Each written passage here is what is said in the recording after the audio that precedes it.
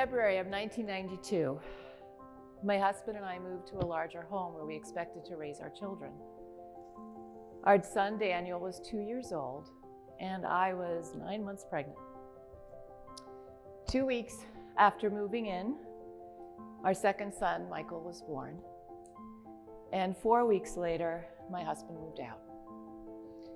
I suddenly found myself a single mom with higher mortgage, double the child care costs, and a significantly reduced income. I threw myself back into my marketing business. A few months later, I formed a working relationship with a retired advertising man from a Manhattan advertising agency and his copywriter partner, Mary Ellen. We teamed up to pitch and win a sizable project with Cellular One. I was ecstatic. The expected income from that first project was worth about 3 to 4 months of my usual expenses. And as you can imagine, in those early days, to know that I had the next 3 to 4 months of my bills covered was a really big deal. But then one day, we're discussing the project on the phone, we hit a snag. The three of us disagreed on certain terms of the project, and the copywriter threatened to pull out. My stomach sank as I watched in my mind that expected income just evaporate into thin air. I was filled with anxiety. I thought, maybe I'm going about this all wrong.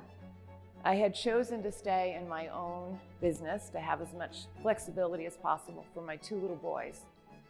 But I thought, maybe I should just go get a job with a regular paycheck and not have to worry so much. I couldn't think. I went downstairs out of my office where I worked and knelt down in my living room by the window. I am a woman of faith, and so I turned to prayer to get some kind of answer and to quiet the raging fear in my gut. I said, "What do you want me to do? Just tell me. If you want me to go get a regular job with a regular paycheck so I can take care of my babies, I'll do it. Just tell me what to do and I'll do it." So I calmed myself down and I went back upstairs and finished my day's work. Later that evening, I was watching TV. The boys were in bed and it was about 9 o'clock at night. And all of a sudden I heard a car coming up the driveway.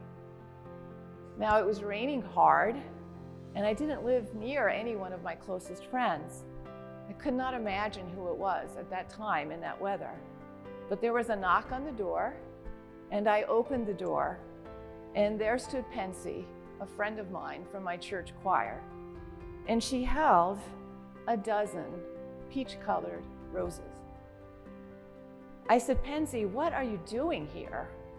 She said, "Well, someone left these for you on the piano, and I didn't want them just sitting there until Sunday." You see, it was a Wednesday night, and we usually had choir practice in the church on Wednesday nights, but not that evening. So I took the roses, and I read the attached card, and it said, "Seek ye first the kingdom of God and his righteousness, and all these things shall be added unto you."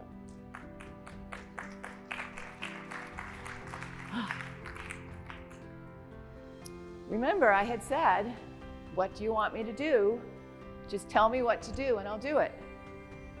Well, it was not exactly the answer I was looking for.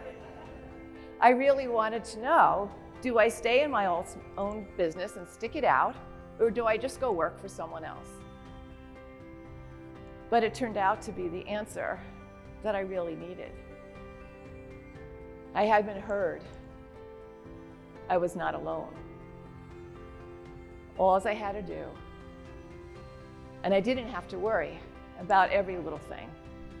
What I did have to do was just keep my faith, keep my focus, and keep moving forward.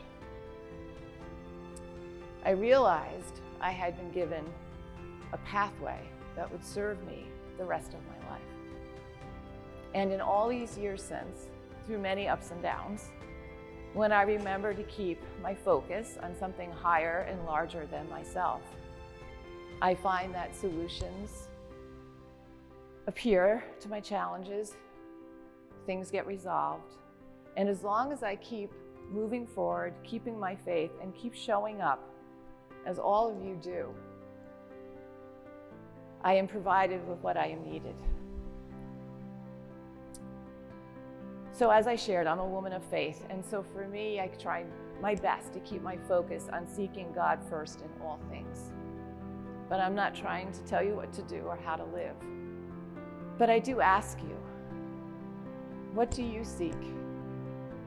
What is higher and larger than yourself that lifts your heart and you could pour yourself into? What purpose lifts you up above all those things we can all fret and worry so much about? What do you seek?